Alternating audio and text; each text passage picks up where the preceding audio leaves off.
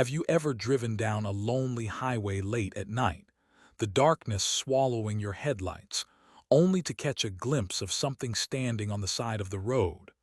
A shadow, unmoving like it's waiting for you. Or maybe you've crossed a bridge, the kind that seems harmless during the day, but at night, someone cries out from the darkness, their voice not quite human. That moment of doubt, the hairs on the back of your neck rising, your heart pounding. You know you're not alone, but you don't want to find out who's there. Tonight, we're taking you down the southern highways, through the ghostly curves, the vanishing hitchhikers, and the haunted crossroads where nightmares are born. Places where the dead still walk, and their stories are trapped in the wind, waiting for the next soul to listen and maybe never leave. If you're brave enough to continue this journey, buckle up, keep your doors locked, and don't slow down.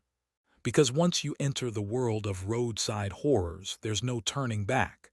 Subscribe now and join us as we uncover the darkest secrets hidden along the roads you never should have traveled. Your ride starts now, if you dare. Part 1. The Uneasy Highway, a Silent Warning. There's something unnerving about the open road at night. The kind of road that stretches on endlessly, swallowed by an all-consuming darkness. The kind where you feel like you're the last person left on Earth. But no matter how quiet it seems, you know you're not alone. It's the way the trees seem to lean in, their twisted branches scraping against your windows, as if trying to grab hold of you. The way the road bends, disappearing into blackness just beyond your headlights as though it's hiding something. Or someone. Have you ever been driving late when the road seems to stretch on forever and something, just a flicker, a brief moment, catches your eye? You glance over and for a split second you could have sworn you saw something standing at the side of the road. But when you look again, nothing. No person, no shape, no shadow. Just the empty stretch of asphalt behind you, waiting for you to look away again so it can strike. It happens on those roads. The ones no one talks about. The ones where no one's brave enough to drive after midnight. The ones that don't have streetlights, just the hum of your tires against the pavement. You think it's all in your head, right? That uneasy feeling. But what if it's not? There's a place in the heart of Alabama where the dead don't sleep, and their souls wander aimlessly, waiting for someone to join them. Locals call it Dead Man's Curve, and if you've ever heard of it, you already know it's not a place you want to find yourself after dark. The curve, just outside town, is sharp, so sharp that it feels like the road wants to twist your car into the earth itself. The trees close in, their gnarled limbs hanging over the road like skeletal fingers, blocking out what little light the moon offers. But it's not the trees that will get you. It's the curve. And what waits at the bend? People who have driven this road at night swear they've seen it. A figure standing at the sharp bend. It's not a person you can recognize, not someone you'd wave to. No, this figure is more like a shadow, a dark, blurry shape. Barely there, but always just close enough to make you question if you're seeing things. And when you get too close, when your headlights catch that shape, something happens. The chill creeps up your spine, your hands grip the steering wheel harder. You try to swerve to avoid it, but it's too late. By the time your car skids off the road, crashing into the ditch, you look back and there's nothing there. Nothing but the twisted metal of your wrecked car, the eerie silence, and the feeling that something, has been watching you, waiting for you to make that mistake. But it's not just the accidents. It's the tail lights, red and glowing just ahead of you. You follow them, sure you're going to catch up. But every time you think you're about to get close, the lights flicker out, disappearing into the darkness. Gone, like they were never there. Some say it's the spirit of a young man who lost control of his car decades ago on that same bend. A tragic accident, they say. But others, they think it's something older, something that has been there long before the cars came, something tied to the land itself. A shadow that waits, watches, and when the time feels right, it moves. But whether it's a restless spirit or something far more sinister, the curse of Dead Man's Curve remains. The accidents continue, the wrecks pile up, and yet the road is always there, waiting, watching, waiting for the next victim. It's not just the curve. It's the entire highway. The places where the road bends so sharply it feels like it's trying to swallow you whole. The places where you hear things you shouldn't, where the shadows aren't quite right, and where something dark lurks just out of sight. If you ever find yourself there, on a road that seems to stretch into eternity, where the trees whisper secrets and the night presses in around you, don't look away. Because the moment you do, you might not be alone anymore. And that's the last thing you want to know. Stay tuned and subscribe now if you want to keep exploring these cursed highways, where the dead refuse to stay buried and where the living might just wish they'd never come. Because this journey is far from over. Part 2. The Dead Man's Curve, a Fatal Turn. There's a place in Alabama, a place whispered about in hushed tones, a place that no one dares travel after nightfall. It's a spot where the wind howls like a mourning spirit, where the trees bend in unnatural ways, and where time itself seems to pause. It's a road that claims lives, not just through its dangerous turns, but through the oppressive, overwhelming sense of dread that looms over it. That place, Dead Man's Curve. To the unknowing traveler, it might seem like just another twist in the road. But if you're familiar with the legends, if you've heard the stories, you know that this is no ordinary bend. It's a curve of death. And if you're not careful, it might be your last turn. The curve is sharp, too sharp. One of those bends in the road that you can feel deep in your gut before you even see it. The road narrows, and the trees press in on both sides like silent sentinels, watching, waiting. It's easy to lose control on a curve like this. One small mistake, one distracted moment, and your car could easily skid off the asphalt into the deep ditches below, where the earth swallows it whole. But it's not just the curve that's dangerous. It's the thing that waits there. You might think you're driving alone. Maybe the only sound you hear is the hum of your tires on the road, the occasional crackle from the radio. You may even feel a sense of relief, thinking you've escaped the busy world, away from the crowds, away from everything. But the closer you get to that curve, the more the air seems to change. It thickens as if it's drawing in a breath, preparing for something. And then in the corner of your eye you see it, a figure just standing there, right at the bend. It doesn't move. At first it doesn't even seem real. Maybe it's a trick of the light. Maybe your mind is playing games with you. But when you take a second glance, it's still there. And this time it's closer. It's a man, or at least it looks like one. He's tall, maybe 6 feet, wearing what looks like a dark coat. His figure is distorted, as if the shadows themselves have taken form. It's as though the man is part of the darkness, fused with it, and yet somehow he stands out against the night like a blemish on an otherwise perfect canvas. You slam on the brakes, your heart racing, your palms sweating. What do? Do you stop? Do you call out to him? The fear grips you, tightens like a vice around your chest, and in that moment you know without a doubt that you should not be here. This is not the kind of place where you get a second chance. But it's too late. You swerve, the tires screeching as you fight for control of the car, but you can't help it. Your mind is racing. You glance back for just a second, and when you do, the man is gone. No trace of him. No figure standing there at the bend. Just the road, dark and empty. But the sense of dread doesn't leave. It lingers. It creeps in like an uninvited guest that refuses to leave, following you even after you pass through the curve.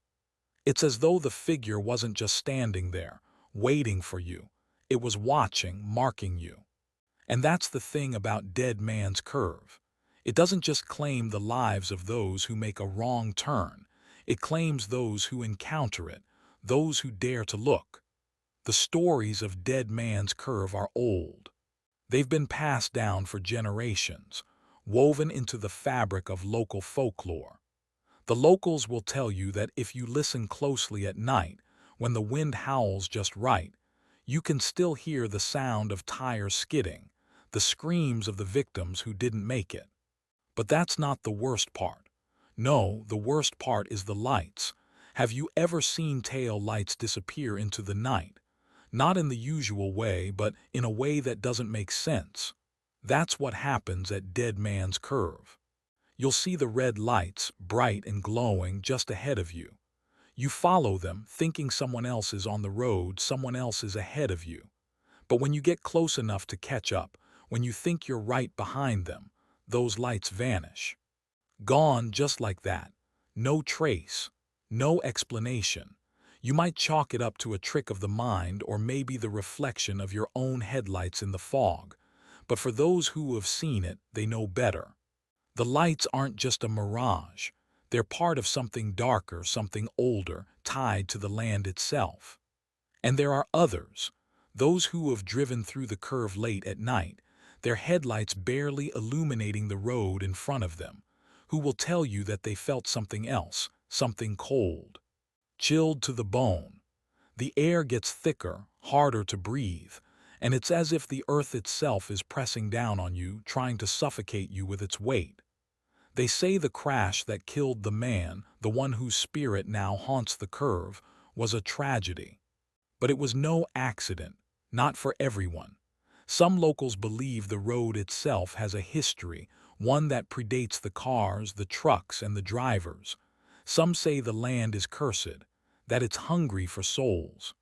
And if you're unlucky enough to find yourself on Dead Man's Curve, it might just claim you too. But what about those who survived? They say when you crash at Dead Man's Curve, something inside you changes. It's as if the spirits there leave an imprint on your soul, a permanent mark. You might think you're fine, maybe even laugh it off when you get to the other side. But there's always something missing afterward, something that doesn't feel right. The worst part, it never lets you forget. It's not just the curve or the figure or the lights. It's the feeling that something is always following you. Something you can't see, but that's always just behind you, waiting, watching. It's as if the curve has marked you, carved its name into your bones, and now it knows where you are. And you can't escape it. The locals say that once you've encountered Dead Man's Curve, you've already crossed a threshold. And if you're ever brave or foolish enough to go back, you'll find that it's never the same. The road will always look a little different, a little darker, and the thing that waits at the bend will always be there, closer than you remember, closer than you ever thought possible. But that's just part of the story. Some say it's not just a man's ghost that haunts the curve. There are others who have claimed to hear things, whispers, low and guttural, from the woods that line the road. And in some rare cases, they swear they've seen more than just one figure at the curve, a group of shadows standing still and watching, their faces twisted in agony. The legends never die. They just grow. And if you ever find yourself driving through the night all alone, and you turn that corner, you might just hear it. The sound of tires screeching, the echoes of a crash long forgotten. And if you're unlucky enough to look back, you might just see something staring at you from the darkness, waiting for you to make the mistake. That's the curse of Dead Man's Curve, and it's waiting for you. Dead Man's Curve isn't just a place on a map. It's a warning, a chilling reminder that some roads should never be traveled, some bends should never be crossed, because once you meet the ghosts of the curve, they'll never let you go. Not ever. Part 3. The Woman in White, a Deceptive Stranger. It's a quiet night when it happens. The kind of night where the air feels heavy, the kind of night where even the stars seem dim, tucked behind a veil of clouds. It's a night where the world feels suspended between what's real and what isn't, when every rustle in the wind, Every flicker of your headlights sends a shiver down your spine. You're on the highway now, a long stretch of road surrounded by nothing but endless trees and the night's quiet hum. Your car moves, the tires spinning through the darkness when suddenly you see her.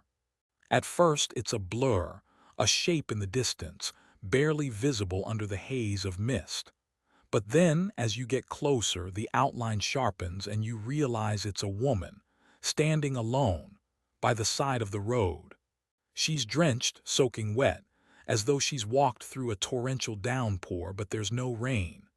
Her dress, a long white gown, clings to her body, almost glowing under the dim light of your headlights. Her hair, dark and matted with water, falls in front of her face, obscuring her features, but you can still make out the faint shape of her body, the way she stands perfectly still. And then she looks up. Her face is pale, impossibly pale, and when her eyes meet yours, something in the pit of your stomach drops. The hollowness of her gaze, the despair radiating from her, grips you in a way you can't explain. There's no sound, just the static of your radio, the thrum of the engine, the steady beat of your heart. She doesn't move. She just stands there, staring. And even as you pass her by, her presence lingers in the air. It's unsettling. The hair on the back of your neck stands up as you drive past. You're too far to stop now, the road stretches on, and yet there's this strange compulsion in you to pull over, to turn around, to offer help. But you don't, not yet. Because something about her, her stillness, feels wrong. But curiosity wins. You glance in the rearview mirror, just a fleeting moment to see if she's still there. And there she is. She's still standing there, now looking directly at you, her eyes impossibly bright, gleaming in the dark. Her face is even paler than before, the lines of her features sharp in the dim light. You slam on the brakes, your heart pounding in your chest. Should you go back? Should you stop? It's impossible not to think about it. She needs help, right? She's stranded in the middle of nowhere, alone, cold. What kind of person wouldn't help? You turn the wheel sharply, the car screeching as you pull a U-turn and head back in the direction you came. The woman's form looms closer as you approach, but there's something unsettling about it. It's as if the closer you get, the more she becomes unreal, more like a shadow, more like a wisp of fog that the headlights can't quite touch. As you approach, you roll down your window, ready to offer her a ride. You almost feel like you're about to save her. Maybe she's been walking for hours, maybe even days. She must be exhausted. But as your car slows, she does something strange. She doesn't move to get in. She doesn't speak. Instead, she just stands there, silent, her wet dress clinging to her like a shroud. You watch her in the rearview mirror as you stop, waiting for her to walk over, but then she's gone. The spot where she was standing is completely empty. There's no one there, not even the faintest trace. You freeze, your breath caught in your throat, your mind racing. You're in the middle of nowhere, a lonely stretch of highway with no one for miles. There's no way she could have just disappeared. There's no way, but she's gone, completely gone. A cold sweat breaks out across your forehead and your stomach churns. The hair on your neck stands at attention again as a dark realization sinks in.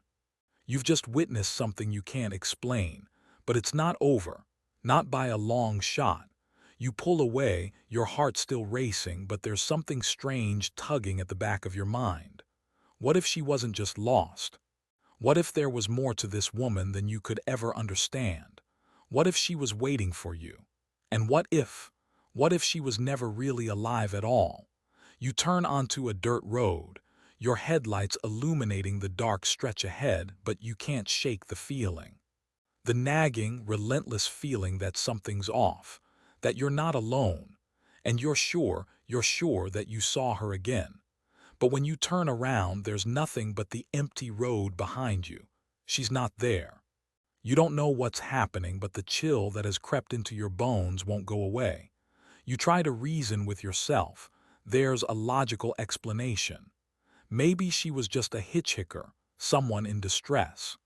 Maybe she was just a trick of the light, a mirage in the dark. But then you see it. A small farmhouse tucked off to the side of the road. You've never noticed it before, and you're sure you didn't see it the first time around.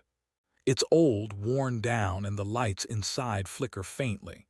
You slow down as you approach. Maybe it's a sign, maybe there's someone here who can help explain all of this. You knock on the door. An old man answers, his wrinkled face worn by time, his eyes filled with an odd sadness. He listens to your story in silence, his eyes never leaving you. When you finish, he sighs and looks away for a moment, as if searching for the right words. "You're not the first to see her," he says softly, his voice cracking with age. "That's my daughter. She died on that road years ago. She was trying to make it home. Your blood runs cold. The woman you saw, the woman you tried to help, wasn't real. She never was. She had died, and now she was forever trapped in that endless loop of looking for something she could never find, her way home. But the terror doesn't end there." The old man looks at you, his expression unreadable, and for a brief moment you see the faintest flicker of something dark, something heavy in his gaze. "You'll see her again," he says, his voice low, almost a whisper. "And next time she'll be closer." And that's when it hits you. The woman in white wasn't asking for help. She wasn't lost.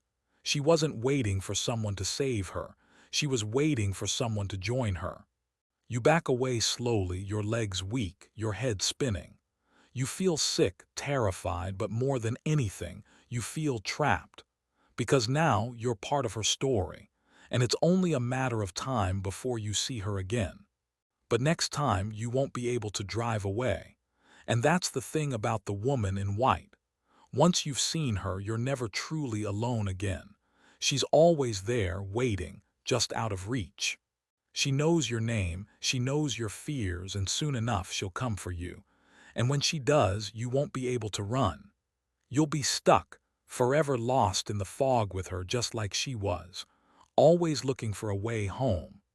Part 4. The Crossroads of Fate, Robert Johnson's Deal. It's the kind of place you've only heard about in the most forbidden stories. Whispers from the old-timers, hushed conversations at the bar, and rumors that float around every fire pit and porch. You've heard the name before. Robert Johnson, the legendary Delta bluesman who sold his soul to the devil at a crossroads somewhere in Mississippi.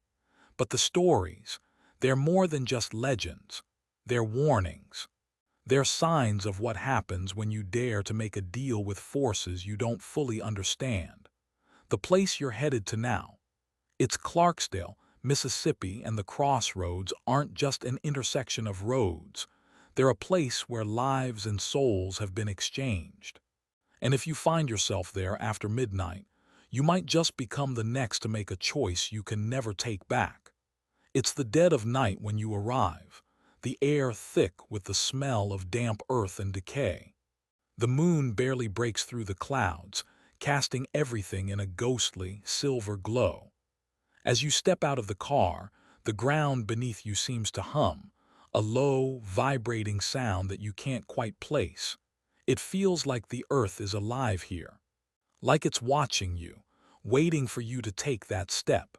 You've heard the stories of Robert Johnson, haven't you? A man who, despite his burning passion for music, could barely play the guitar. And then one fateful night, he walked down to that very crossroads. He took his guitar with him, and as the tale goes, a tall, dark figure appeared. Some say it was the devil himself. Others say it was something far worse, something ancient, something hungry. But whoever or whatever it was, it took his soul in exchange for the gift of unparalleled musical talent. What Robert Johnson didn't know, what none of them knew, is that deals like that never come without a price. The man handed him the guitar, tuned it with his own hands, and played a few notes. When he returned the instrument, it was like Robert Johnson had become a different person. He played like no one had ever heard before, his fingers dancing on the strings, coaxing sounds from the guitar that made the soul tremble. The people who heard him play swore that no human could have created that music.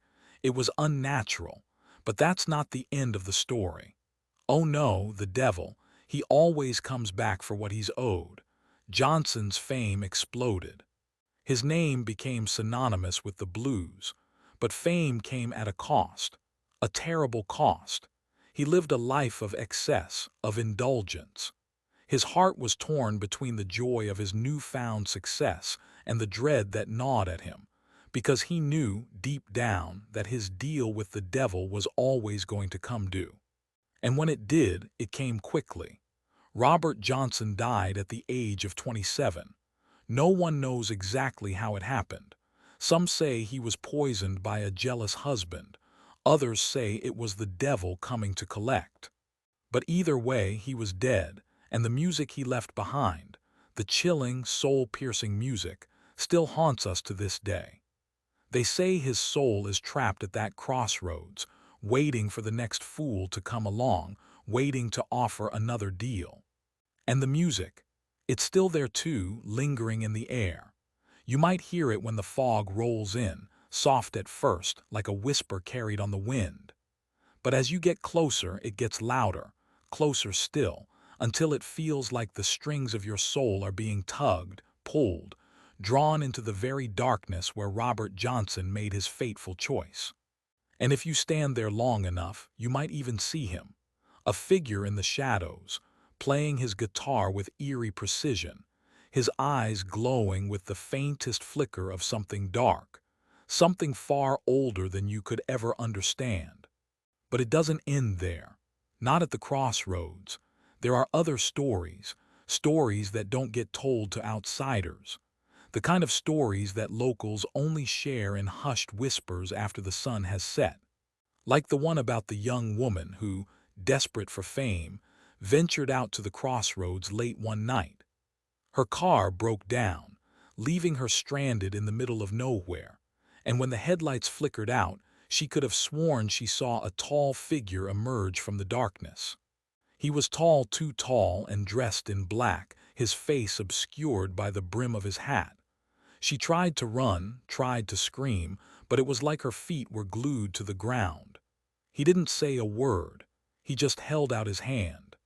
And though every bone in her body screamed to turn and run, she found herself stepping forward, trembling, her hand reaching for his. The deal was struck. The next morning her car was found on the side of the road, but there was no sign of the woman. No body, no footprints, nothing but a single, smoldering guitar pick lying in the dirt. And then there's the man who tried to break the curse. He'd heard the stories, read the history, and he thought he could outwit the devil. He thought that if he played the game, but with his own rules, he could avoid the fate others had met. So, one night, he drove down to the crossroads, guitar in hand, determined to face whatever waited there. But when he arrived, there was no tall figure, no devil. There was only silence. For a brief moment he felt foolish, thinking he had come all this way for nothing. But then the silence was broken by the soft strum of a guitar in the distance. The sound was eerie, a quiet hum in the air that seemed to draw him in, like the strings of the guitar were plucking at his very soul. He followed the sound through the trees, the music growing louder with every step. The closer he got, the colder it became. His breath clouded in the night air, and with each step the guitar's eerie melody seemed to grow more and more frantic, until he was running, desperate to catch up. And when he finally reached the source, he froze in horror. The crossroads were empty, but standing in the center with his back to him was a figure, tall and shrouded in darkness. The man reached out for his guitar, but before he could touch it, the figure turned. It was Robert Johnson, or someone like him. A face twisted with age, withered and decayed, yet somehow still familiar, his eyes glowing with an unholy light. And as the man reached for his instrument, his fingers froze. The music stopped, and the air grew colder. And then, like a whisper, a voice echoed in his mind. "You came to take my place, but there's no way out now." The man was never seen again. The crossroads are a place of power, a place where deals are made and souls are taken. And Robert Johnson's ghost, along with the many others who have struck their own dark bargains, still waits at that intersection, just beyond the veil, playing his haunting blues, waiting for the next one to walk up and make that same deadly choice. And the scariest part, it could be you. Because if you ever find yourself alone at midnight at a crossroads, when the fog rolls in thick and the air feels wrong, when the music starts to play softly in the distance, it's already too late. The devil's deal is already waiting. Part 5. Crybaby Bridge, the sound of eternal sorrow. There are places where the past never dies, where the screams, the agony, the heartache linger in the air, suspended between the living and the dead. Crybaby Bridge is one such place, and the legends surrounding it, legends drenched in sorrow and loss, are enough to make the bravest soul think twice before crossing. The bridge stands alone, a dilapidated structure, weathered and worn with age. It's not much to look at in the daylight, just another forgotten landmark nestled in the rural heart of Alabama. But when the sun dips below the horizon, the bridge transforms. It becomes something darker, a gateway to the past, where the cries of the lost never cease. The story of Crybaby Bridge isn't just a local myth. It's the story of a mother's grief so deep that it reverberates through time. Many years ago, a young woman, alone and desperate, found herself walking along this bridge in the middle of a cold, moonless night. The air was thick with tension, her heart heavy with sorrow. She had just given birth to a child, a baby girl, and found herself utterly unprepared for the responsibility. The father was nowhere to be found, leaving her alone to face the weight of motherhood in the cruelest, most unforgiving of circumstances. She walked to the bridge with her newborn in her arms, her heart pounding in her chest, overwhelmed by an unbearable sense of fear and helplessness. And as the cold wind swept through her, whispering warnings she could not understand, she made a choice, a terrible, irreversible choice. In the depth of her despair, she threw her baby into the waters below the bridge. The sound of the baby's body hitting the water echoed in her ears, and for a moment there was silence. But that silence was shattered by the deafening scream that came next. The woman stood at the edge of the bridge, her breath ragged, her hands trembling as she realized what she had done. The wind picked up, howling like the voices of the dead, and in the distance she heard the soft, desperate cries of a child, calling out to her from below. The child's cries. The mother, paralyzed by guilt, tried to reach the water below, but the river's current was too strong. It was too late. She had already taken the most irreversible step of all. The woman wandered from the bridge that night, her soul lost in the weight of her actions, but her cries, too, would never be silenced. And that was only the beginning. Local legend has it that Crybaby Bridge became a place where the spirits of both mother and child began to manifest. At midnight, when the air is thick with fog and the river whispers against the rocks, the sound of a baby's cry can be heard echoing across the bridge. But it's not just any cry. It's a desperate, heartbreaking wail, a sound so full of sorrow that it can chill even the hardest of hearts. Those who have dared to stop at Crybaby Bridge during the dead of night say that they can feel the child's presence long before they hear the cry. The way the temperature drops, the unsettling stillness that falls over the world, and the ever-present weight of a gaze that seems to come from nowhere. Many who have stopped on the bridge have heard the cries growing louder and louder, as if the child is closer now.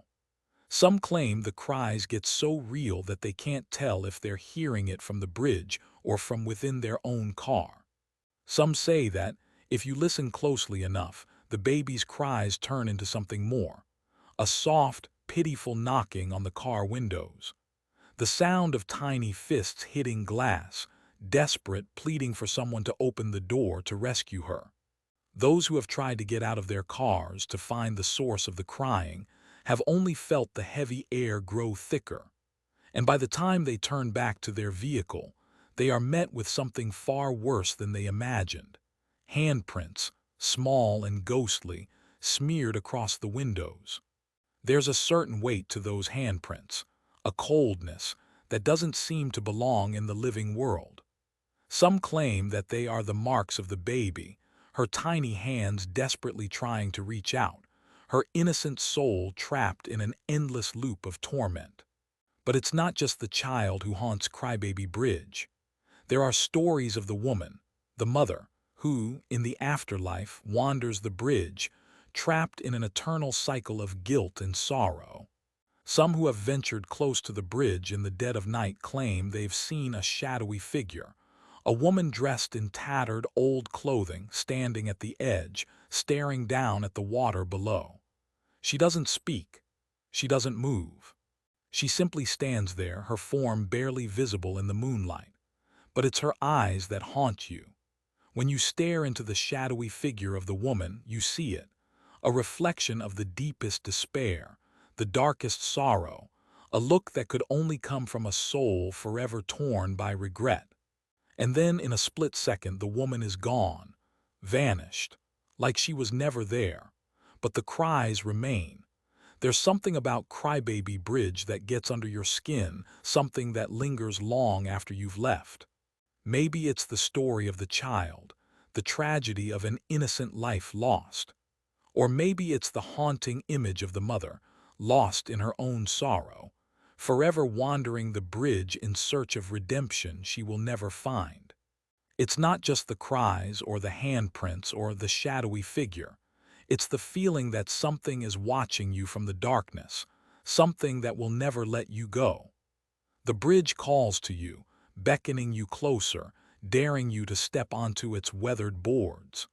But don't be fooled. Crybaby Bridge doesn't just claim the souls of the living. It ensnares their minds, leaving them forever connected to the past. Those who linger too long near the bridge, those who listen too closely to the cries, begin to feel the same hunger the mother felt, the same desperation. Some say they hear the cries even after they've left, the child's wail echoing in their ears when they lay down to sleep. Others claim that after a visit, they can no longer escape the feeling of small, invisible hands tapping at their windows at night. It's the curse of Crybaby Bridge, the curse of never escaping the past. And once you've heard the cries, once you've felt the presence of the lost, you'll never truly be free. So the next time you find yourself driving down a desolate road in the deep hours of the night, the fog heavy in the air, and the eerie stillness settling around you, remember this. Crybaby Bridge waits. And if you stop, if you listen too long, you might just become another soul bound to the bridge, forever hearing the cries of the lost, forever feeling the hands that never let go. Because once you've heard the cries of a child lost to the night, they never stop calling, and you'll never forget the sound of eternal sorrow. Part 6. The Vanishing Hitchhiker, a Ghost in the Rear View. It's always the quiet roads, the ones that stretch endlessly into the night, where the eerie feeling settles in your chest and tightens, suffocating your breath. The kinds of roads that seem to go on forever with no sign of life for miles. You know it's coming, the feeling that something's wrong, that there's a presence you can't see but can certainly feel. And on nights like this, when the air is thick with mystery, you might just find yourself picking up someone you shouldn't. It's a dark, rainy evening when you see her. She's standing on the side of the road, drenched from head to toe, her long coat clinging to her thin frame like a shroud. She doesn't seem to be bothered by the rain. It's almost as if she's waiting for someone to stop. Her hair, wet and dark, is plastered to her face, but you can still make out her features: pale skin, hollow eyes, a faint, strange smile that sends chills racing down your spine. You're on a deserted stretch of road with no other cars in sight.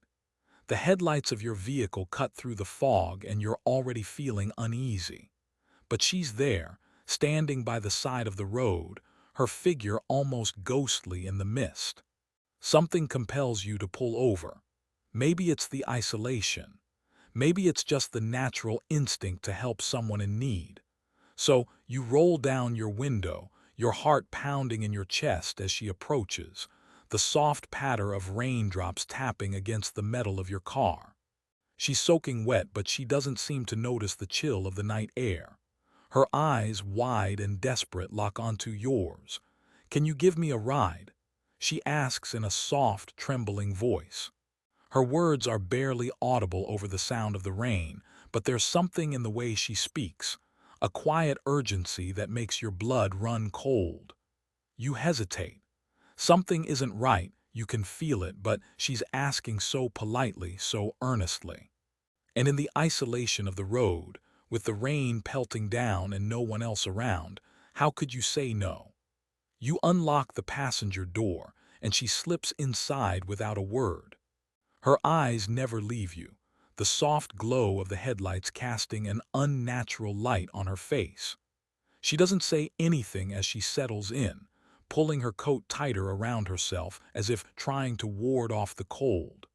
You feel an uneasy silence settle between you, but it's more than just discomfort. It's the feeling that she doesn't belong here, that she's not quite human. The road stretches out ahead of you, long and empty. You try to make small talk, anything to break the tension, but she's quiet. Her gaze remains fixed on the road ahead, distant, almost as if she's staring through you. You can't help but glance at her from the corner of your eye, and you notice her hands. They're pale, unnaturally so. Her fingers are ice cold. The silence in the car grows heavier with every passing mile. The fog seems to thicken, swirling around the headlights, obscuring your view. You turn to look at her again, but this time, she's gone. Your heart skips a beat and your breath catches in your throat. You jerk your head to the side, your eyes frantically searching the empty passenger seat. She's not there. The seat is empty. The door, which was locked just moments ago, is now wide open, swaying in the wind. The rain outside is pouring harder, but there's no sign of her. Panic begins to rise in your chest, your hands shaking on the steering wheel. How? How could she have just vanished? You slam the brakes, the tires screeching as your car skids to a halt. The fog seems to swirl around you, pressing in, thickening to a point where you can barely see through it. For a split second, you almost think you're imagining it, just a trick of the mind, right? But then you see it, in the rearview mirror. She's standing there at the side of the road, her wet hair plastered to her face. Her eyes are locked on you again, a look of quiet desperation in her gaze. She's the same figure you just drove away from, the same ghostly presence, but she's not real. You know she's not. Your heart is pounding, your skin prickling with fear as you watch her fade back into the mist. But then, as you drive away, your mind racing, the fog swallowing her figure once again, you realize something that makes your blood run cold. You're not the first to see her. The stories of the vanishing hitchhiker are old, passed down like folklore, shared by those who have been brave or foolish enough to venture out alone, only to encounter the same strange figure. And once you've seen her, there's no forgetting. She doesn't just vanish and leave you alone. No, she follows you. You try to push the thought from your mind to focus on the road ahead, but the chilling realization sets in. What if she's still there? What if she's waiting for you again? What if this time, when you glance in your rearview mirror, it won't just be a fleeting image? What if next time, when you're driving down the road, she's sitting right next to you, her cold hand resting on your shoulder, her breath heavy and too close to your ear? The vanishing hitchhiker is not just a ghost, she's a curse. She appears to people who have unwittingly crossed her path, drawn into the tragic story of her death. And she's not here just to disappear. No, she's here to take something. To take your peace. To take your sanity. To take your soul. Many who have encountered her say that the experience doesn't stop with her vanishing. The feeling of dread, of unease, follows them long after she's gone, lingering like a shadow that stretches into their dreams.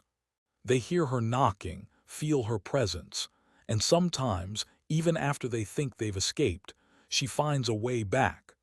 Others have gone mad after encountering the vanishing hitchhiker.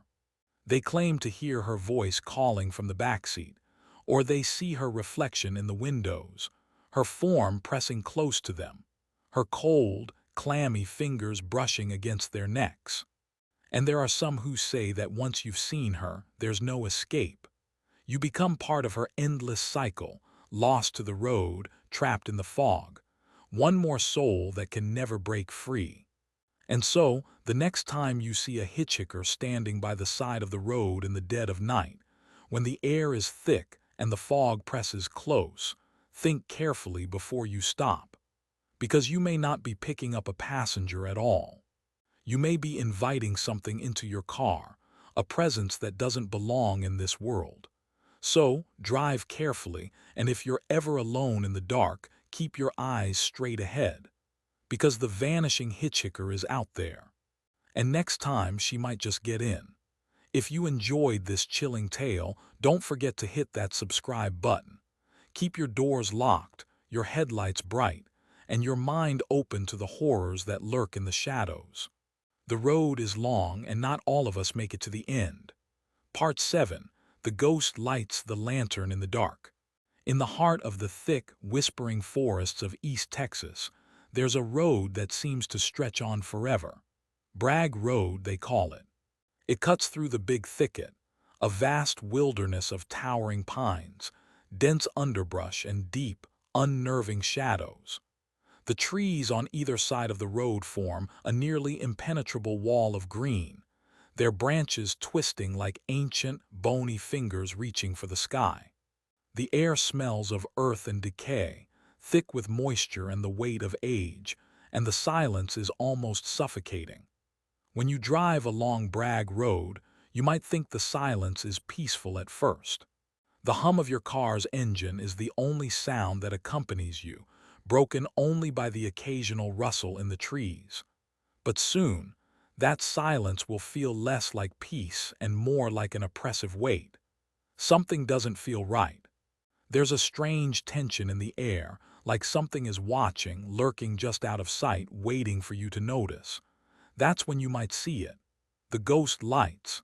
They are small at first, barely noticeable, a flicker of light ahead floating in the distance. It looks like a lantern, or maybe the headlights of another car, but you're alone on this road, and the light is too erratic, too strange to be anything from the living world. You might think it's a trick of your eyes, something caused by the way the fog clings to the road, but the more you look, the clearer it becomes. The light moves, weaving through the trees like a will-o'-the-wisp, almost beckoning you to follow. But don't, because if you do, you might end up chasing something far darker than you could ever imagine. The first known reports of the ghost lights date back to the early 1900s, when travelers started to notice mysterious orbs of light drifting across the dense woods. They said the lights would appear out of nowhere, gliding through the trees, always just beyond the reach of the headlights. Some claimed it was swamp gas, an odd natural phenomenon caused by the decomposition of organic material. Others believed the lights were the reflection of distant car headlights. But how could they be so erratic, so unpredictable? And then there were those who claimed the lights were the souls of the dead, spirits trapped in the forest, doomed to wander in search of something they had lost or someone they could never find. The most chilling story, however, is the one that begins with a tragedy, a death that is said to have set the curse in motion. The story is simple yet terrifying. In the early 1900s, there was a railroad worker named Samuel Larkins, a man who worked tirelessly in the big thicket, laying tracks through the dense forest. One night, while walking along the tracks, he was struck by a passing train. The crash was violent. His body was torn apart and his head was completely severed from his body. Some say it was an accident. Others believe the train wasn't supposed to be on the tracks that night. Regardless of how it happened, Samuel Larkins was dead. But his story didn't end there. A few weeks after his death, strange lights began appearing in the woods near the site of the accident. They were first noticed by hunters who, after seeing them a few times, couldn't shake the feeling that something was very wrong. The lights didn't behave like normal headlights. They darted back and forth, moving in erratic patterns. They would hover just out of sight, flicker in and out of view, then vanish completely. At first, people thought it was just a curiosity and oddity, but then came the whispers. It was said that if you followed the lights, you would find yourself deep in the woods, far from the road. And if you ventured far enough, you'd come across a lonely figure, standing motionless in the shadows, holding a lantern in one hand. His face was obscured by the dark, but his presence was unmistakable. He was waiting. And when you looked into the figure's eyes, you would see nothing but empty sockets, like black holes that seemed to suck the life out of everything around them. No one knew exactly who this figure was, but some believed it was Samuel Larkins, his soul, forever cursed to search for his missing head. But those who were brave enough, or foolish enough, to follow the lights found something much darker. The lights have been seen in the area ever since, appearing to anyone foolish enough to venture down Bragg Road at night. They've been seen by hunters, campers, and even drivers passing through, but they all report the same terrifying thing. Once you follow the lights, you can never escape. It's always the same. No matter where you go, the lights stay just out of reach, teasing you, leading you deeper into the forest. And the more you chase them, the further you get from the safety of the road. The lights don't help you find your way. They only draw you further into the depths of the woods, where the trees seem to close in on you and the air grows thicker with every step you take. But the lights don't stop there. Some say the lights can appear right beside you, glowing in the corner of your vision. Sometimes, they even hover just behind you, casting an eerie glow against the dark trunks of the trees, following you wherever you go. You can feel the heat radiating off them, but when you turn to look, nothing. And if you try to run, it's worse. There's a chilling sensation that overtakes you, like something is lurking just beyond the edge of your sight. You hear it, too. The faint whisper of footsteps behind you, the crack of twigs breaking underfoot, but when you turn around, there's nothing. Just the lights floating ahead, always a little further than you can reach. The feeling of being watched, of being stalked, grows stronger and stronger until you feel as though your very soul is being pulled into the light. And as the lights move further away, you can hear it, the faint sound of a whisper, a low, almost inaudible voice calling your name. But the voice is wrong. It's not the voice of a human. It's deeper, darker, like something ancient and unnatural. It's a sound that chills you to the core, something that shouldn't be able to speak, but it does. And the worst part, the voice always calls you by name. No one knows for sure what these lights are, but one thing is certain. They are not just lights. They are something much darker, something that's been following travelers for decades, something that takes pleasure in the terror it inflicts. They say that if you're brave enough to follow the lights to the very end, you'll find yourself standing in the heart of the big thicket, face to face with whatever is behind them. Some say it's the spirit of Samuel Larkins, still searching for his missing head. Others believe it's something older, something far more sinister. A spirit of the forest, a force that has been there long before the tracks were laid, long before Samuel Larkins died. But whatever it is, it has no intention of letting you go. If you ever find yourself on Bragg Road in the big thicket late at night, Don't follow the lights. Don't let them draw you in. They're not there to guide you. They're there to lead you astray, to pull you into the darkness where you'll never be seen again.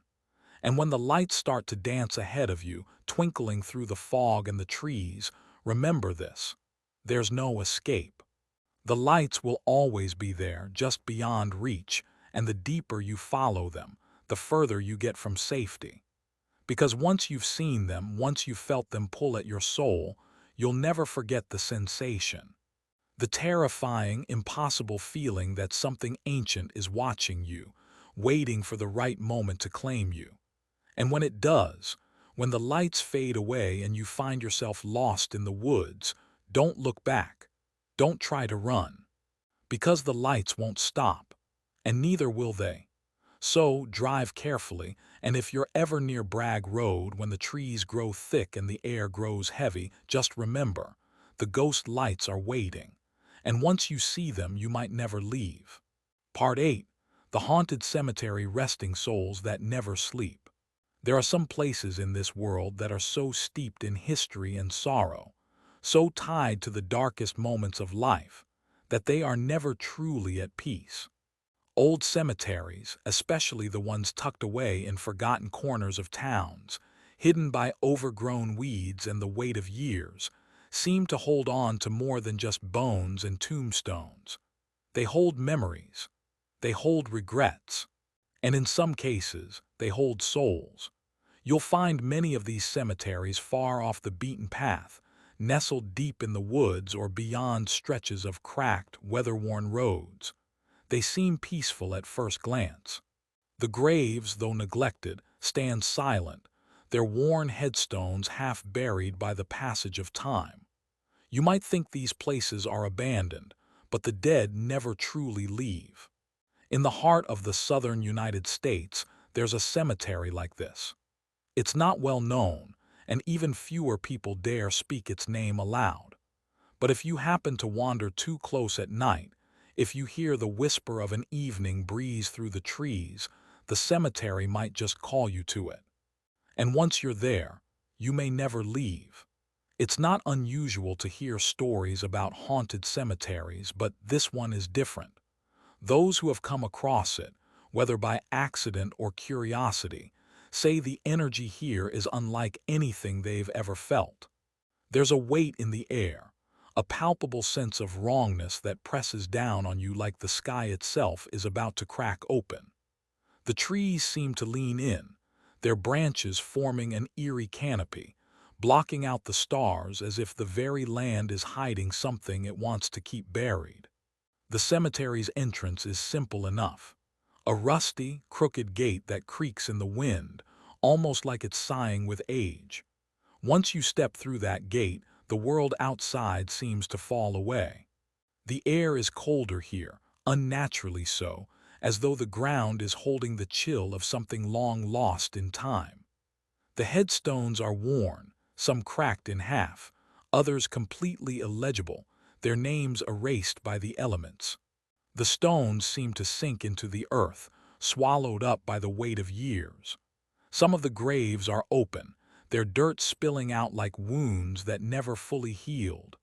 But it's not the decay of the place that's unsettling, it's the silence. The cemetery feels abandoned, but it's not empty. Those who have dared to wander too deep into its heart will tell you a story that will make your skin crawl. They say the cemetery holds more than just bones. It holds the souls of the restless dead, those who could never find peace. And they are angry. It begins slowly, almost imperceptibly. You might feel a slight shiver, a coldness that seeps into your bones. The air thickens and a strange, oppressive feeling settles over you. You'll feel watched, but when you look around, there's no one there. You might hear the faintest whisper, like a voice carried on the wind, but it's just out of earshot. It will sound like a name, your name. You'll tell yourself it's your imagination, but it's not. The cemetery is calling you. And when you walk deeper into the graveyard, you'll notice something. The headstones have names that shouldn't be there. They don't belong. They're new, almost as though they've been hastily placed there recently. The names are familiar, yet not quite right. Some of them even resemble your own name, or the name of someone you love. It's a chilling feeling, seeing your own name etched into stone, and knowing you haven't died yet. But the most terrifying thing happens when you approach the oldest section of the cemetery, the part where the grass grows wild and the tombstones have all but crumbled into dust. Here the whispers grow louder. You might hear something more than a name, a voice pleading, begging for release. It's the voice of someone buried here long ago, someone who has never found peace. The voice will call to you. At first it's soft, almost gentle, like a loved one reaching out. But as you move closer, the voice becomes more desperate. It grows louder, more frantic. And then, as you stand before one of the oldest graves, the ground beneath you will tremble. The earth shifts. You'll feel the vibrations, like something is stirring beneath the soil. The gravestones begin to shift as well. You might hear the sound of nails scraping against the wood, as though something is trying to claw its way out of the grave. And then you'll see it, a hand. It's pale and ashen, its fingers gnarled with age and dirt. It emerges from the earth, slow and deliberate, as if something or someone has been buried alive, waiting for years to break free. The hand reaches upward, its fingers twisting and grasping at the air like it's trying to grab you, pull you down with it. And that's when the others come. As you stand frozen in terror, the ground around you shifts, and suddenly you see more hands. More pale, ghostly arms rising from the earth, their skin cracked and withered. They claw at the dirt, desperate to break free, to pull themselves from the grave. The whispers grow louder, more frantic. The voices are no longer begging, they are screaming, demanding to be heard, demanding to be freed. You're not alone. The dead are restless here. They have been for years, for decades. The spirits trapped in these graves are furious, unable to find peace in death.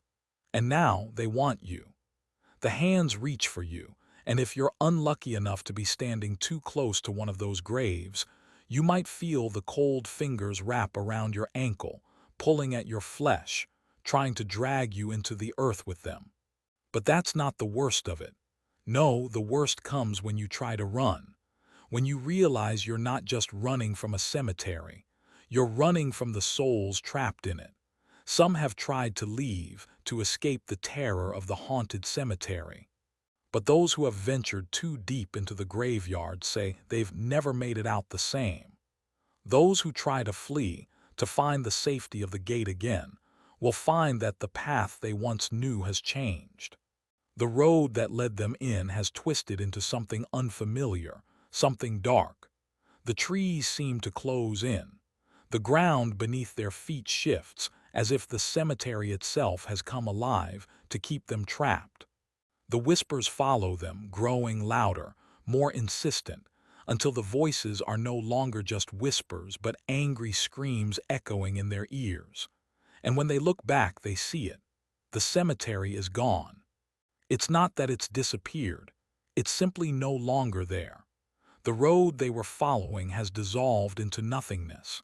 And the ghosts of the dead, those spirits who have been buried there for centuries, stand at the edges of the void, watching as the living are swallowed by the darkness.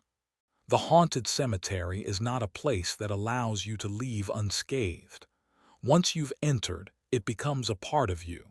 The souls trapped there will never let you forget them. Even after you've run away, even after you've tried to put the memory behind you, the whispers will follow you. The sensation of being watched will never leave your mind. You'll always feel them, the restless dead, still reaching, still searching for the one who can finally free them. But no one ever does. Because once you hear the voices, once you feel the cold hands of the dead wrap around your soul, you're already claimed. The cemetery owns you now. Part 9. The Bridge of Tears, a place of loss and redemption. There are places that exist where the weight of tragedy seeps into the very ground beneath your feet, where the echoes of past sorrows reverberate through the very air. Crybaby Bridge, located in the quiet, forgotten corners of America, is one such place. A bridge that stands as a silent sentinel over years of heartbreak. A place where the cries of the lost never fade, only grow louder with time.